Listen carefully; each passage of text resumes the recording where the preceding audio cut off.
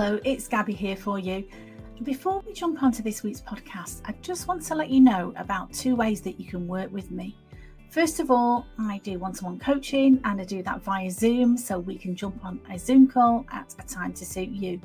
The second thing I've got for you is an online coaching course that's 12 modules that you can download straight away now. There will be a link somewhere around these podcast notes. And this is the course that I've designed, and it's got everything in it that I wish I'd have known when I finished cancer treatment and I was lost. So you can download that course now and you can start working towards making this your happiest and healthiest year ever. I'd love to hear from you. Let me know what you think. Take care. Bye-bye. Hello, lovely, and welcome back to Confidence After Cancer. Today, we are talking about something that so many women think about or hide under the duvet about, but rarely say out loud. And that is the fear of cancer coming back. The fear that pops up when you have a random ache, or you're waiting for a scan result, or you're just innocently minding your own business, maybe watching Netflix, and suddenly your brain goes, hey, what if? Lovely, hear me now. You are not broken, you are not overreacting, and you're definitely not alone. You are normal and you're safe here. So let's breathe together, let's settle in. And I want to talk to you today about how we actually start to live again, even when fear tries to keep us small. So first of all, before we can tackle any problem, it's good to try and understand it a little bit about why are you in this place, because it's not always rational, the emotions and the feelings that we have. And I want to tell you what your brain is trying to do. It's trying to protect you. It's trying to keep you safe. And this is the bit that people forget. Your brain is obviously not trying to torture you. It is trying to keep you alive the best way it knows how, by keeping you safe. So after cancer, your nervous system is like, okay, right then, we are on high alert forever. You're welcome. It's basically like an overprotected lamb. Tail is wagging, trying its best, but occasionally knocking furniture over in its panic to try and save you. So whenever you have a twinge or a headache, your brain jumps straight to the worst case scenario. Sometimes that can happen. And if it's happened to you, I'm sending you so much love because it happened to me. But think about what you've been through. This is normal. It's not pleasant and it's not fun, but it's normal. The good news is you can retrain that Labrador, because I've learned how to do that and I teach other people how to do that. You do not have to get rid of the fear. You just have to teach your brain, I hear you, but we're safe right now. We are safe right now. So let's think about the way that fear can show up in patterns. Fear can sneak in through the back door. It could be body checking. Oh, that's a bit weird. That wasn't there yesterday, was it? That little twinge. The next one is Googling, Dr. Google, as I like to call it.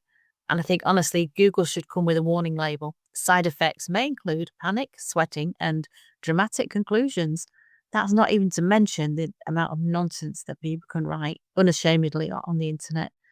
So Google sometimes, yeah, can be useful. Sometimes it can be your worst enemy. Another pattern can be, and I have been so guilty of this, is 3 a.m. catastrophizing. That has been the witching hour for my anxious brain to wake up. I've just had a subconscious thought, what if this happens and what if that happens?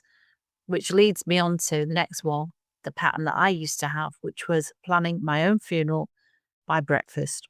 Going from, that's a bit odd, to what hymns should I have and what flowers should I have? And do I want people wearing bright colours at my funeral or do I want them to wear black? I've gone from that in 5 minutes flat, just by a thought. This is not real. These are just thoughts that I've created myself. And I'm laughing because it's true. And I know it's so common as well. If you're feeling like this, you are not mad. No more madder than I am. You're human. Okay. And this is what happens when people are trauma conditioned. You are trauma conditioned to act and behave in a certain way. But the minute you start to recognize this pattern and understand why you feel like that, you can interrupt it. You can choose to respond in a different way. And I've had to work on this for myself, and I've worked on this with other people as well. And I know what I'm going to teach you works. This can help you overcome that fear. So first, I'm going to give you 3 grounding questions. These are my go-tos and they work beautifully.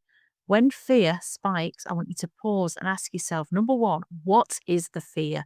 Give it a name plainly, not the drama, not the spiral, the fear itself. And the second question I want you to ask yourself is what is true right now? Not what could be true, not what happened to somebody on Facebook or somebody that I've read about or somebody that I saw on the news, but right now, what is true for you? Right now, nothing has changed dramatically.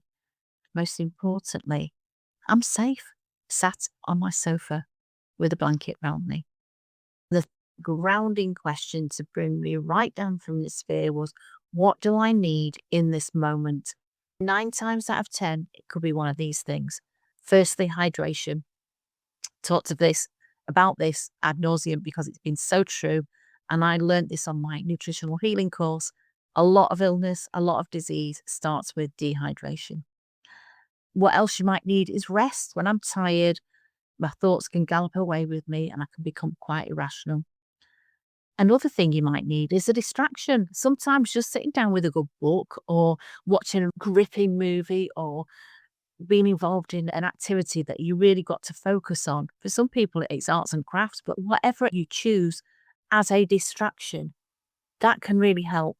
Stop that chattering mind that's not your best friend at this time. Give yourself a distraction to take yourself away from these negative thoughts. The other thing you might need is reassurance.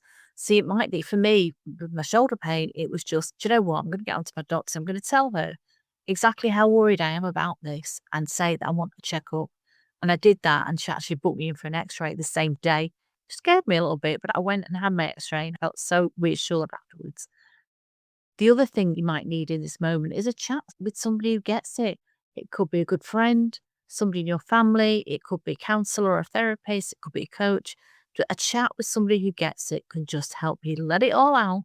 Sometimes just untangling those thoughts in your head can really help. Or what you actually might need is permission to breathe. Stop hold, and I do this, and I need to put my shoulders back. I need to breathe deeply. Talked about this last week, a little exercise you can do. So many breathing exercises you can do. Find one that works for you that helps you to regulate your system by simply breathing, my love. Okay, because fear wants speed and healing wants slowness. So asking yourself these 3 questions slows everything down. So I'm going to repeat them. What is the fear? Give it a name. Number 2, what is true right now? And number 3, what do I need in this moment? Ask yourself these 3 questions. Slow everything down. If it helps you, write it down on a piece of paper or put some notes in your phone to remind yourself that actually you can choose a better thought. You may feel, well, there's nothing I can do about this fear. It's just the way that I am. I'm always going to live in fear. That's a belief you've had. If you think you can never overcome this, that is a belief that can be changed if you're willing to do a little bit of work. And I'm here for you to guide you and help you. That's why I do this podcast. I want to talk to you next about letting your life get bigger than your fear. This was such good advice given by a really good friend of mine. It was nothing to do with cancer. It was to do with a very difficult family situation that she was dealing with. And she said, this awful situation, the only way she could overcome it was actually by stop fighting it, by stop trying to overcome it, but actually thinking about the good things in her life and making those bigger and brighter and better by choosing to focus on those things. And I want to remind you that you don't get rid of fear by fighting it. You get rid of fear by building a life that is bigger than fear and by bringing more joy and happiness into your life. And that is a choice that you can make, my love. Some days it might feel like you've got no choice, but I want to remind you have. And joy and happiness is not irresponsible. And living in joy is not tempting fate. And joy certainly isn't forgetting what happened. Yeah, you've been through some tough times, but joy is medicine. Joy is anti-inflammatory. And I've talked about this before, about inflammation quite often is the source of so much disease or dis-ease, as Louise Hay would call it.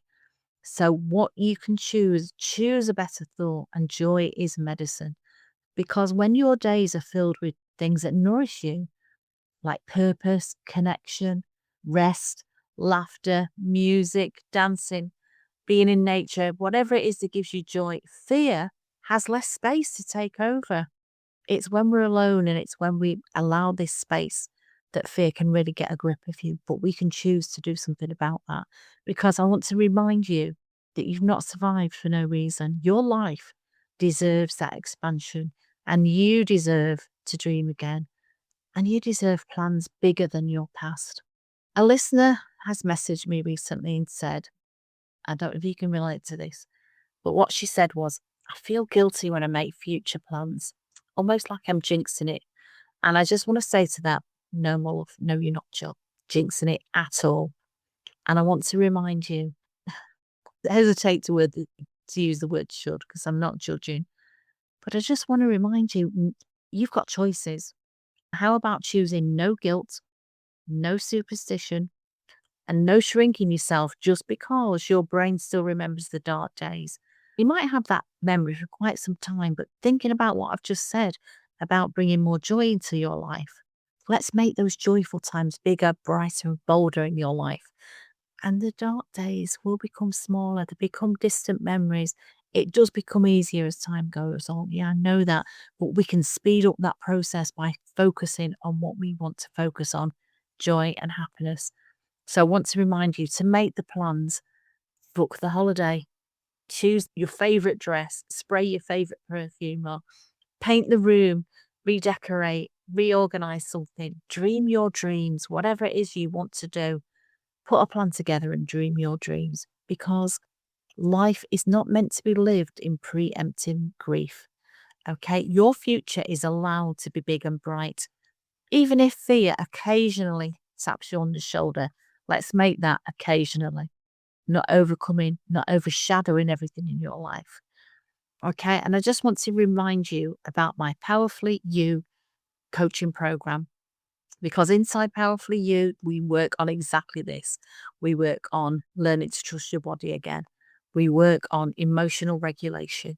We work on safety in your nervous system and transforming your fear into confidence and clarity, because you don't have to do this alone. You don't have to let fear drive your life anymore. You can become the driver of your life again. If this resonates, my love, you can book a clarity call using the link up below here. Somewhere around this show notes will be a link. You can just jump on a call with me, ping me a message, and we can chat about where you are, what you want, and how to help you feel safe and strong again. You are not your fear. You are a survivor. You are bold. You are resilient, and you are stepping into your next chapter with courage. And I'm so incredibly proud of you. So take gentle care, my love, and I will see you next week. Stay safe, stay sane. Thank you so much for listening. It means to me.